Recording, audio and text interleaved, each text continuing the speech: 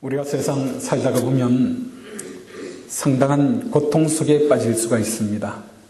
낭만과 같은 그러한 처지에 있을 수가 있습니다. 우리 오늘 시편 42편 말씀에 낭망이라는 단어가 나오고 있습니다. 마음이 고통스럽고 참 이 고통으로 말미암아 하나님을 잘 만나지도 못하는 그런 때가 있다는 것입니다. 우리가 이 고통 속에 있을 때 하나님을 찾아가서 기도하고 하나님의 은혜 가운데 해결을 받아야 될 텐데 먼저 하나님에 나아가서 원망합니다. 그러면서 하나님이 계십니까 안 계십니까? 하나님으로부터 멀어지게 되고요. 그리고 좌절하게 되고 절망하게 되고 이 고통이 우리를 깨트려 버려서 신앙인으로서 무력하게 만들어 버린다는 사실입니다. 그러나 우리가 다시 다른 면에서 한번 생각해 본다 그러면 이 고통이 우리를 넘어뜨리게만 하지 않습니다. 이 고통이 우리 인생에게 찾아올 때 마귀만이 찾아오는 것이 아닙니다.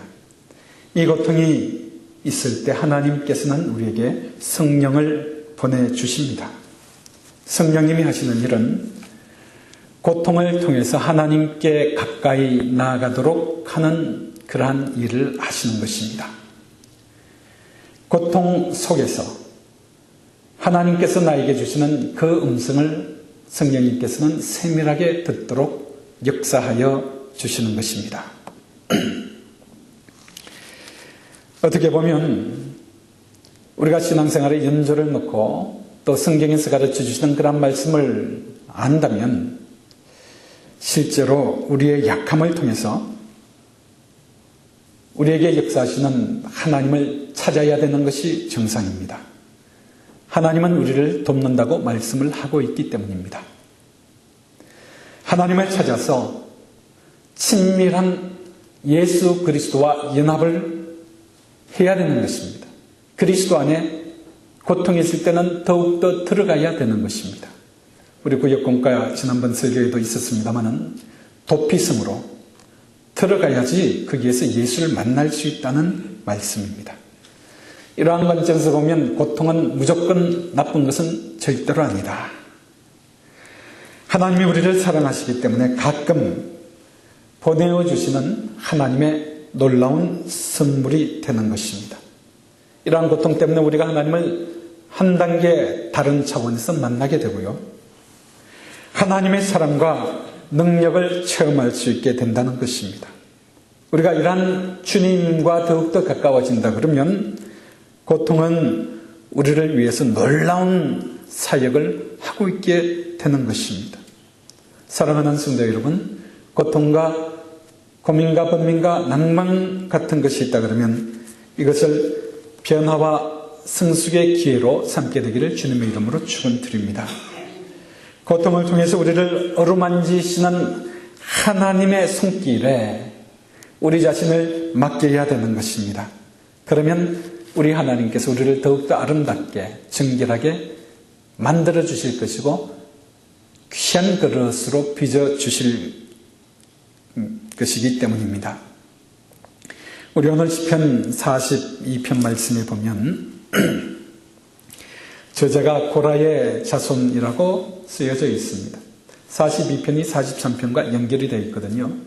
근데 이 고라의 자손이 누구인가 정확하지는 않습니다만은 어떤 신학자는, 일부의 신학자는 아마 다윗일런지도 모른다라고 말하고 있습니다만은 그 저자가 중요한 것은 아닙니다. 분명한 것은 우리가 읽은 이 시편 42편, 43편의 내용을 보면 이 저자가 마음속에 불안이 있습니다. 낭망하고 있습니다. 마음이 상해져 있습니다. 떨고 있는 그러한 모습을 확연하게 우리는 42편을 통해서 보는 것입니다. 5절, 11절 그리고 43장 5절 말씀에 보면 동일한 내용이 있잖아요. 내 영혼아 내가 어찌하여 낭망하며 어찌하여 내 속에서 불안해하는고. 낭망하고 어찌 불안해하는고. 내 영혼아 어찌하여 너가 낭망하며 어찌하여 내 속에서 불안해하는고.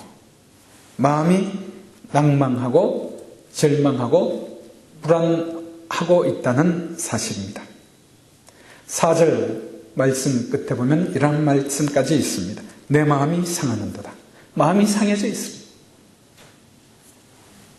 우리 오늘 이 본문 말씀을 보니까 특별히 이렇게 마음의 불안과 절망과 상해 있는 영혼들에게, 이러한 불안을 안고 살아가고 있는 우리 성도들에게 하나님께서 주시는 놀라운 권면의 말씀이 있다는 것입니다. 설교 제목이 고통이 찾아올 때 어떻게 시편 기자는 이것을 이겨낼 수 있었는가? 이것을 세 단계를 놓고 말씀을 보기를 원한 것입니다. 첫 번째 단계는 절망하는 사람이 있고요. 그리고 두 번째 단계는 하나님을 바라는 사람이 있고요. 그리고 세 번째 단계는 응답받는 사람이 있습니다. 이 사람 세 사람이 다 다른 사람이 아니라 시편 기자 한 사람이 이러한 세 단계를 그친다는 것을 우리가 생각하면서 오늘도 우리가 이 말씀을 통해서 새 힘을 얻는 그러한 역사의 시간이 되기를 주님의 이름으로 축원드립니다. 우리가 첫 번째 단계를 보면 절망하는 사람이 있었습니다. 우리 오늘 말씀 속에서도 시편 기자는 마음이 편하지 않아요. 눈앞의 현실이 답답합니다. 쉽지 않습니다. 이 시편 기자는 분명히 포로로 잡혀간 그러한 상태, 그러한 상태 속에서 억류를 당하고 있는 어려운 그러한 시절을 보내고 있었습니다. 하나님을 마음껏 섬길 수 있었던 예루살렘을 기억하면서 3절에 보면 그러한 내용이 나오거든요. 이 예루살렘을 떠나서 이방인들의 포로가 되어 있습니다. 하나님을 마음껏 섬겼던 예루살렘의 그 시대, 우리가 과거에 신앙생활을 할 때 정말 그리스도 안에서 기쁨으로 하나님을 만나고 정말 감격적으로 능력 있게 신앙생활을 했던 적이 분명히 있을 것입니다. 아마 지금도 그러할 줄로 믿습니다만은 이 시편 기자는 그러한 때를 생각하면서 지금 자신의 모습을 아주 어려운 그러한 한탄을 하고 있는 내용입니다. 3절의 말씀에 보듯이 주위에 있는 사람들이 뭐라고 그럽니까? 내 하나님이 어디 있어? 이러한 상황 속에서 너가 그렇게 하나님을 믿었니? 너 하나님이 어디 있어? 너의 환경을 보라. 주위에 되어져가는 일을 보라. 믿는다고 했는데 도대체 잘 되어져가는 것이 어디 있니? 빈정거리고 있는 그러한 모습입니다. 이때 시편 기자는 주변을 보면서 나의 원수라 그랬어요. 나의 대적이라 그랬어요. 그리고 믿음의 원수라 그랬어요. 믿음의 대적이라 하는 이러한 단어를 쓰면서까지 지금 여러 가지 어려운 가운데 여러분 이 고백은 주위에 있는 사람 보고 너는 나의 대적이라, 나의 원수라, 믿음의 원수라, 믿음의 대적이라고 한 게 아닌 것 꼭 기억하세요. 하나님 앞에 간절하게 1대1의 관계 속에서 그렇게 말하고 있는 것입니다. 주님은 우리의 중심을 보시고 우리의 모든 것을 아시는 하나님, 우리의 생사복을 주장하시는 하나님, 인생에 가는 길을 알고 계시는 하나님이세요. 우리가 1대1로 하나님 앞에 기도할 때는 이러한 기도를 할 수 있어야 됩니다.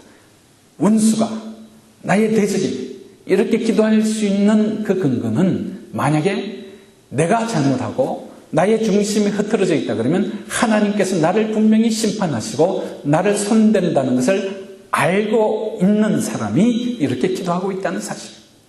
우리가 강하고 담대하게 하나님께 기도하라는 것은 1대1로 하나님께 간구할 때는 하나님 앞에 나에 있는 모든 것을 알아낼 수 있어야 돼요. 이것이 바로 믿음입니다. 하나님, 내 같은 사람도 대충 살면 되는데 치료해 줄 수 있을까요? 이제는 죽을 날도 멀지 않았는데 기도한다고 이 병이 나을 수 있을까요? 나 말고 다른 사람 치료해 주세요. 이게 아니라는 것입니다. 하나님을 생각하고 하나님을 고백할 때 1대1로 살아계신 하나님 앞에 간절하게 기도할 수 있어야 됩니다. 하나님께 기도한다. 서슴없이 기도하고 있는 그 모습을 봅니다. 그러나 이런다고 해가지고 문제가 해결됩니까? 불안해하고 있습니다. 42장 43편 우리 이 두 내용을 보면 이 시편 기자는 나의 하는 이 1인칭의 내용들을 51번이나 쓰고 있어요. 내가 나의 모든 것, 이 짧은 시편의 내용에서 51번이나 쓰고 있습니다. 엄청 힘든 것입니다. 자기만을 쳐다보고 있습니다. 자기에게 매여 있습니다. 내가 이렇습니다. 얕은 고난 가운데 힘든 절망 속에 있는 것은 분명한 사실입니다. 그런데 우리가 이 시편 기자처럼 우리도 우리 자신만 보면 절망할 수밖에 없어요. 우리 자신만 보면 절망할 수밖에 없어요. 무능한 자신을 볼 때마다 낭망치 않을 사람이 천하에 어디 있습니까? 내 자신 보세요. 나의 무능한 모습 보세요. 야, 참 이렇게 낭망하지 않을 사람 천하에 없습니다. 한때는 성의를 지키는 사람들과 함께 하나님의 성소에 드나들면서 예루살렘에 드나들면서 하나님을 찬송하고 하나님의 은혜를 받아 누리며 행복하게 살았는데, 한때는 그렇게 살았는데 신앙생활 잘하면서 살았는데 이제는 버림받은 신세와 같다 하는 이러한 심령입니다. 누구나 불안한 마음이 있을 수가 있습니다. 우리 자신들도 그렇습니다. 자신의 건강 때문에, 주위에 되어지는 일 때문에, 사회 때문에, 국가 때문에 남북한의 전쟁이 나면 어떡할까? 이것도 불안한 마음입니다. 그리고 우리가 신앙생활 하면서 이 세상이 이렇게 더럽고 음란해지고 거짓투성이가 된다 그러면 도대체 앞으로 세상은 어떻게 될까? 교회에서 예수를 온전히 잘 믿어야 되는데 그렇게 하지 못하고 인간적으로 이쪽 저쪽으로 치우쳐 살다가 보면 정말 제대로 신앙생활 할 수 있을까? 가정이 깨어지고 교회가 깨어지는 이러한 시대 속에서 교회가 세상을 염려해야 되는데 오히려 세상이 교회를 염려하는 시대가 되었는데 정말 우리가 제대로 신앙생활을 할 수 있을까? 절망할 이유들이 얼마나 많습니까? 그렇다면 이렇게 낙담하고 절망한다고 믿음이 없습니까? 시편 기자를 보더라도, 신앙의 위대한 선진들을 보더라도 절망했습니다. 고통스러워했습니다. 낭망했습니다. 믿음의 사람 다윗도 낭망하였습니다. 불안에 떨었습니다. 시편 내용을 잘 보세요. 눈물로 밤새워 지낼 때가 얼마나 많았는지요. 도망다닐 때가 얼마나 많았는지요. 심지어 예수 그리스도께서도 십자가 앞에서 고통 속에서 낭망하는 순간이 있었습니다. 키에르케고의 죽음에 이르는 병이라는 그러한 조그만 책이 있습니다. 죽음에 이르는 병이 무엇인가? 여러분 한번 생각해 봅시다. 죽음에 이르는 병이 무엇입니까? 암병입니까? 에이즈와 같은 그러한 병입니까? 죽음에 이르고야 마는 병, 꼭 죽을 병, 죽지 않을 수 없는 그러한 병. 그러한 병이 있습니까? 어떤 것이 그러한 병입니까? 예수님께서는 그것이 아니라고 하셨습니다. 요한복음 11장 4절 말씀에 마리아와 마르다의 오빠 나사로 실제로 죽었잖아요.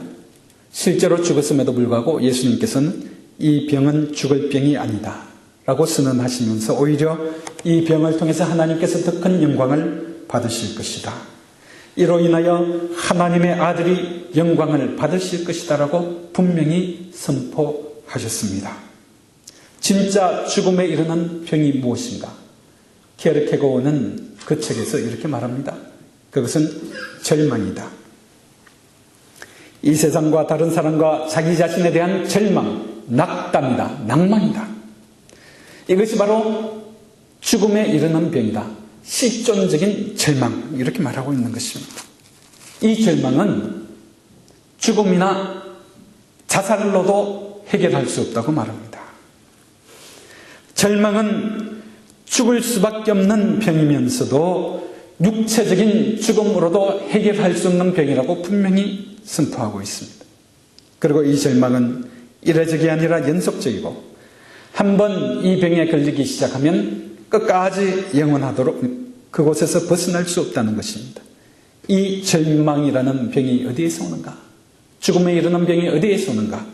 결론 내립니다. 그것은 바로 인간이 하나님으로부터 떠나서 자기 자신이 모든 일을 해결하려고 노력할 때, 애쓸 때 바로 죽음에 이르는 병이 온다는 것입니다.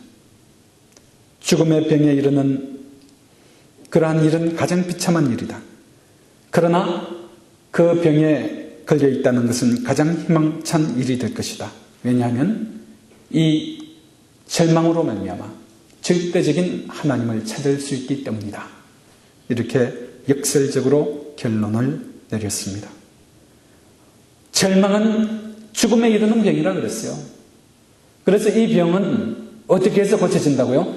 하나님 앞에 나아가야지만 이 병은 고쳐질 수 있다. 하나님 앞에 나아가면 이 병은 고쳐질 수 있다는 그 사실입니다. 오늘 우리 시편 기자가 바로 그런 모습을 가지고 있습니다. 두 번째, 하나님을 바라는 사람입니다. 너무나 낭망되고 불안하기에 우리가 본 바와 같이 5절 11절에 계속해서 내 영혼아 내가 어찌하여 낭망하며 어찌하여 내 속에서 불안해하는고 너는 하나님을 바라라. 낭망되느냐 내 영혼아 하나님을 찾아라. 불안한가 영혼아 하나님을 찾아라. 그래서 낭망이 올 때마다 하나님을 찾고 불안할 때마다 하나님을 바라는 것이 정상이다.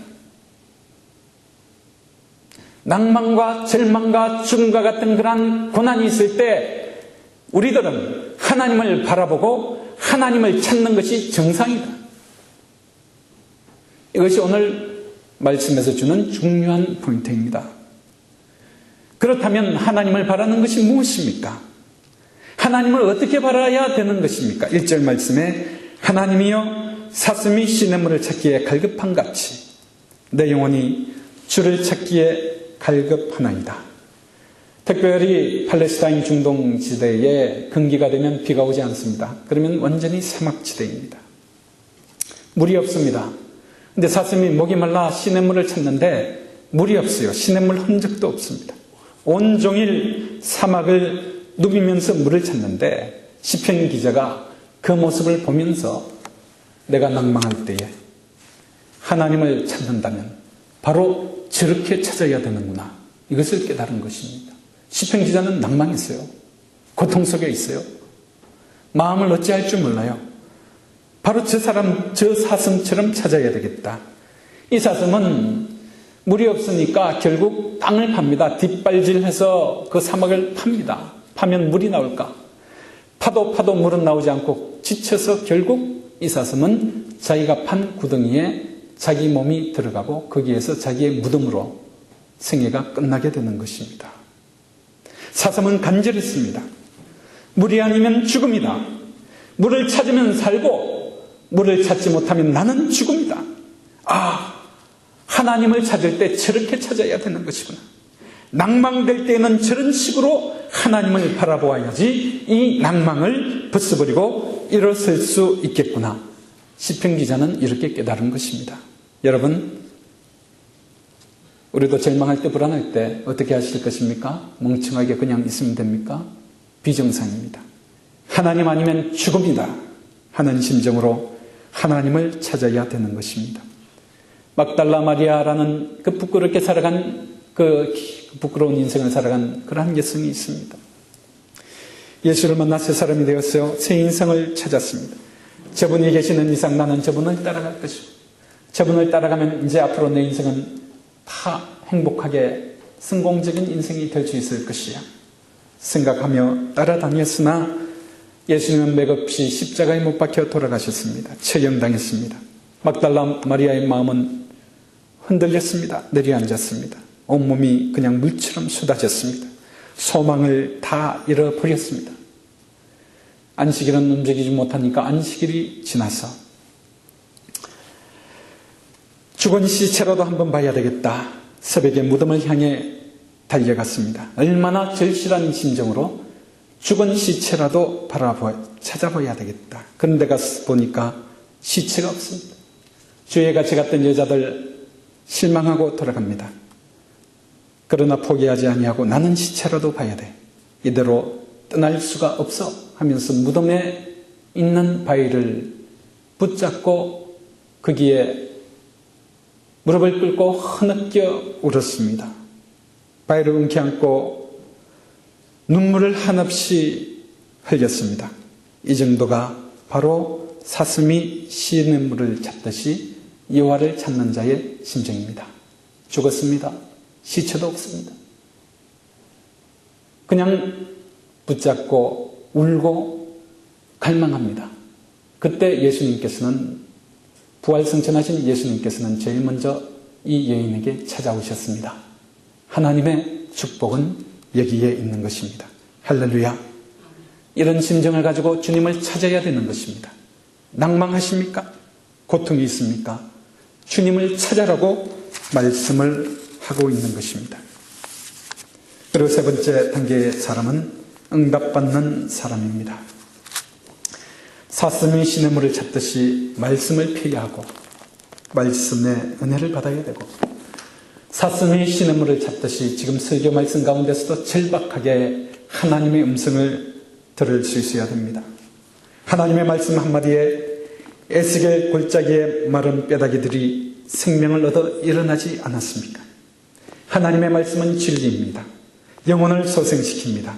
예배는 살아계신 하나님 앞에 부족한 저희들이 나와 거룩한 하나님께 우리의 몸과 마음을 다 드리는 것이 예배입니다. 예배를 통해서 어리석은 자가 지혜를 얻게 됩니다. 천지는 변할지라도 하나님의 말씀은 변하지 않습니다. 마음에 이와 같은 자세를 가져야 됩니다. 오늘 바로 내가 은혜를 받아야 돼. 말씀을 듣고 내가 은혜를 받지 못하면 살 수가 없어. 예배 시간에도 설교를 좀 더 잘 듣기 위해서 앞자리에 앉고 길을 쫑긋하게 열고 하나님을 바라보는 그러한 영혼들이 되어야 할 것입니다. 기도를 할 때도 끈질기게 두드려야 합니다. 2번, 3번 적당히 기도하고 나서 하나님이 응답 안 하시더라? 포기하지 말라는 것입니다. 예수님도 내 마음이 고민하여 죽게 되었다고 하시면서 끝까지 겟세마네 동산에 엎드렸을 때 얼마나 간절하게 기도했습니까? 눈물방울이 피가 섞여 내려올 정도로 1번 기도하고 2번 기도하고 3번 기도하고 끝까지 우리 주님도 매달려 기도하는 것을 보지 않았습니까? 이러한 기도를 할 때라는 말씀입니다. 에레미야 예가 3장 25절 26절 말씀에 보니까 무릇 기다리는 자에게나 구하는 영혼에게 여호와께서 선을 베푸시는도다. 사람이 여호와를 바라보며 잠잠히 기다림이 좋도다 말씀을 하십니다. 여호와를 바라보고 잠잠히 기다리라. 살아계신 하나님이 분명히 응답하십니다. 하나님의 이 고난을 통해서 오히려 심령을 더 정결하게 하시고 하나님이 성령의 역사하심으로 하나님이 원하는 그 길로 분명히 인도하여 주신다. 그러니 잠잠히 기다림이 좋다. 여호와를 바라보고 잠잠히 기다리라고 말씀을 하십니다. 마태복음 18장 20절 말씀에 두세 사람이 내 이름으로 모인 곳에 나도 그들 중에 있느니라 하셨습니다. 예수님이 함께 하시는 성도들의 모임이 바로 교회입니다. 여러분 낙심이 됩니까? 하나님을 갈급하며 찾기를 원하십니까? 가슴이 무너지는 일을 만나도 기도가 잘 되지 않는다고 할지라도 성경을 펴도 글자 하나도 내 눈에 들어오지 않는다고 할지라도 우리는 사슴이 시냇물을 찾듯이 갈급하여 하나님을 찾아야 된다는 것입니다. 이것이 바로 죽음에 이르는 병에서 헤어나오는 방법이라는 것입니다. 하나님을 바라라. 내 얼굴을 도우시는 하나님을 오히려 찬송하리로다. 11절 마지막에 내 얼굴을 도우시는 하나님을 오히려 찬송하리로다. 얼굴을 돕는다는 것은 함께하여 주신다. 나와 동행하여 주신다. 응답하여 주셨다라는 그러한 말씀입니다. 말씀을 맺겠습니다. 어렵고 힘든 가운데 낭망할 때가 있습니다. 무력한 우리의 자아 때문에 우리는 주저앉아 버립니다. 과거와 현재를 비교할 때 내 모습은 점점 더 초라해지고 미래에 대한 비전도 없어지고 무력감을 가질 수가 있는 것입니다. 이러한 일은 믿는 사람이나 믿지 않는 사람이나 예외가 없이 똑같이 나타나는 것입니다. 그러나 다른 점이 하나 있습니다. 이 점이 무엇입니까? 오늘 주신 말씀의 내용입니다. 사슴이 시냇물을 찾듯이 이럴수록 우리는 하나님을 바라는 사람이 되어야 하는 것입니다. 낭망이 되고 불안합니까? 상처가 있습니까? 하나님을 바라보고 하나님 앞에 더욱더 전력 투구를 하게 될 때 살아계신 하나님께서 더 좋은 것으로 축복하여 주신다는 약속의 말씀입니다. 아무쪼록 이렇게 승리하십시다. 그리스도 안에서 주시는 이 말씀을 통해서 부족함이 없이 주와 동행하는 저와 여러분 되시기를, 우리 한인 필라델피아 교회가 되기를 주님의 이름으로 축원드립니다. 아멘. 아버지 하나님, 진실로 감사합니다. 그리스도 안에서 주를 바라보는 자들이 되게 하여 주시고, 낭망되고 흔들리는 그러한 사람이 있습니까? 하나님을 바라는 자 되게 하여 주시옵소서. 그래서 놀라운 응답을 받는 사람들로 축복하여 주시옵소서. 사슴이 시냇물을 찾듯이 살아계신 하나님께 간절히 나와 하나님의 영광 가운데 주께 더욱더 가까이 나와 하나님 말씀 가운데서 승리하기를 원합니다. 도와주시옵소서. 무엇보다 이 자리에 참 영육간에 아픈 자들이 있습니까? 나사렛 예수 그리스도 십자가 보혈의 공로로 그 심령을 감타하여 주시고, 우리의 실핏줄 실핏줄마다 세포마다 몸의 구석구석마다 뼈마디마다 십자가의 보혈의 능력으로 치유하여 주시고 부활의 능력으로 부족함이 없이 회복시켜 주시옵소서. 감사드리며 예수님 이름으로 기도드립니다. 아멘.